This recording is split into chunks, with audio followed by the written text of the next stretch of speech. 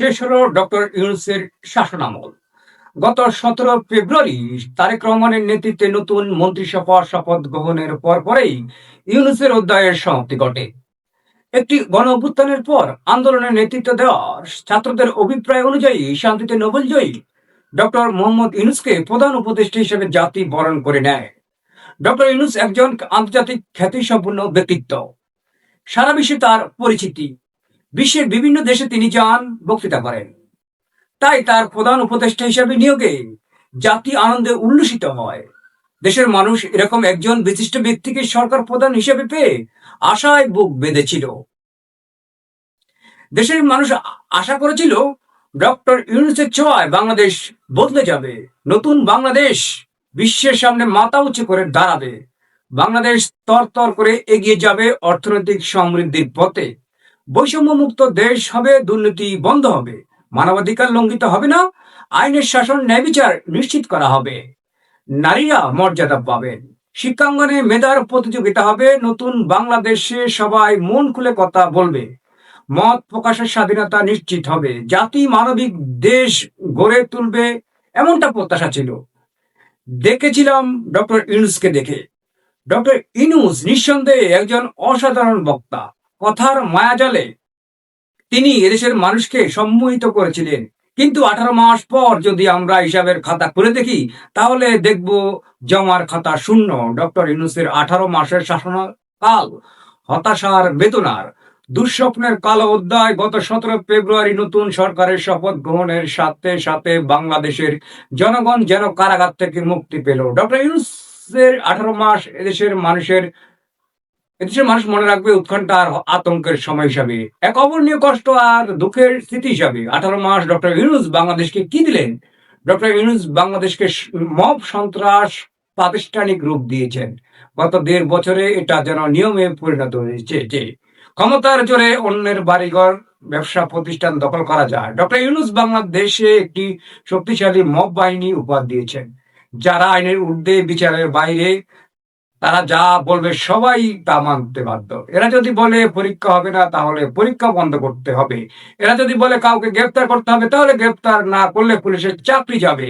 এরা যদি বলে কাউকে জেল থেকে মুক্তি দিতে হবে, তাহলে আইন কানুন যাই থাকুক তাদের ছেড়ে দিতে হবে, নইলে দেশে তুলকালাম হবে। এদের কথাই আইন, এরাই দেশের মালিক, জনগণ কৃতদাস। ডক্টর ইউনূস বলেছিলেন অর্থনীতি চাঙ্গা করবেন। বিদেশ থেকে নিজের লোকদের উড়িয়ে এনে বসিয়েছিলেন বিভিন্ন গুরুত্বপূর্ণ পদে। স্যুট টাই পরা এসব প্রবাসীরা বিদেশি পাসপোর্ট নিয়ে বাংলাদেশ নাকি সিঙ্গাপুর হয়ে যাবে। আমরা সাধারণ মানুষরা তো আনন্দে আত্মহারা। কিন্তু কদিন পর আমরা দেখলাম বাংলাদেশ এখন উত্তর কোরিয়ারও নিচে। পরে জানা গেল এরা সবাই বিদেশি দালাল, বিদেশি নানা কোম্পানির এজেন্ট। এরা এসে দেশের গুরুত্বপূর্ণ সবকিছু বিক্রি করার তোড়জোড় শুরু করলো। ডক্টর ইউনূস বললেন এভাবেই তো দেশ এগোবে। নানা কেনাকাটা দুম পড়লো, কিন্তু কোনোটাই দেশের মানুষের স্বার্থে নয়।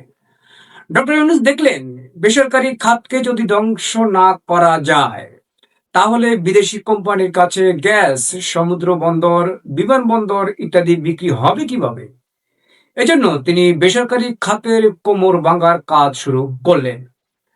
বেসরকারি উদ্যোক্তারা বেসরকারি উদ্যোক্তাদের বিরুদ্ধে একের পর এক হত্যা মামলা দায়ের করা শুরু হলো। মব বাহিনী শিল্প কারখানায় নির্বিচারে লুটপাট এবং অগ্নিসংযোগ করতে লাগলো। সরকার দূর থেকে তামাশা দেখতে থাকলো। ব্যবসায়ীদের ব্যাংক অ্যাকাউন্ট জব্দ করে হয়রানি করা হলো।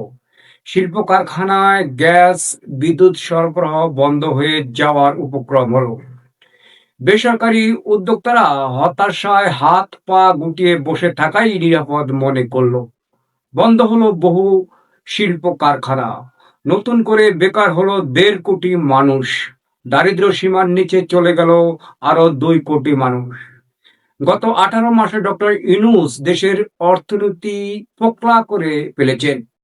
1.5 কোটি বেকার আর 2 কোটি চরম দারিদ্র মানুষ সৃষ্টি করেছেন।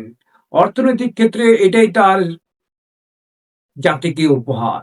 ডক্টর ইউনূস 18 মাসে দেশের শিক্ষার পরিবেশকে ধ্বংসের কিনারায় নিয়ে গেছেন। দেশের শিক্ষাঙ্গনে স্বাভাবিক পরিবেশ নেই।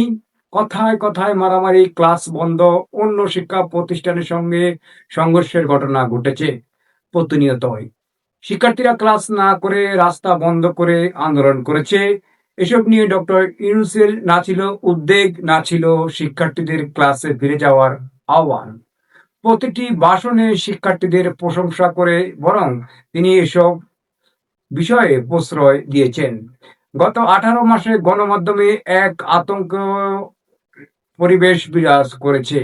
বাংলাদেশ প্রতিদিন, কালের কণ্ঠ, ডেইলি সান, প্রথম আলো ও ডেইলি স্টার সহ বিভিন্ন গণমাধ্যমে হামলার ঘটনা ঘটেছে। মবের শিকার হয়েছেন গণমাধ্যম কর্মীরা।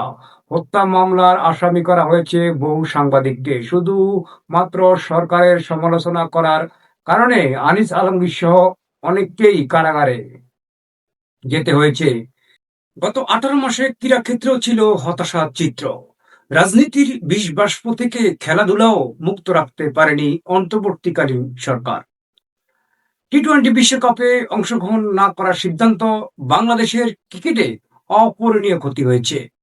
18 মাসে বিশ্বের দরজা বাংলাদেশের পাসপোর্টধারীদের জন্য বন্ধ হবার উপক্রম হয়েছে। এসব ঘটনায় কূটনৈতিক উদ্যোগ না নিয়ে উল্টো তিনি দেশের মানুষকে জালিয়াতির অভিযোগে অভিযুক্ত করেছেন। প্রতিবেশীদের সাথে সুসম্পর্ক বজায় রাখতে ব্যর্থ হয়েছেন। বিদেশিদের সাথে দেশের স্বার্থবিরোধী প্রকাশ্য গোপন চুক্তি করেছেন। এই ফিরিস্তি অনেক লম্বা। এক কথায় ডক্টর ইউনূস তার শাসনামলে বাংলাদেশকে একটি অমানবিক ও ব্যর্থ রাষ্ট্র হিসেবে বিশ্বের দরবারে তুলে ধরেছেন। এতে গেল 18 মাসে বাংলাদেশ ডক্টর ইউনূসের কাছ থেকে কি পেল তার হিসাব।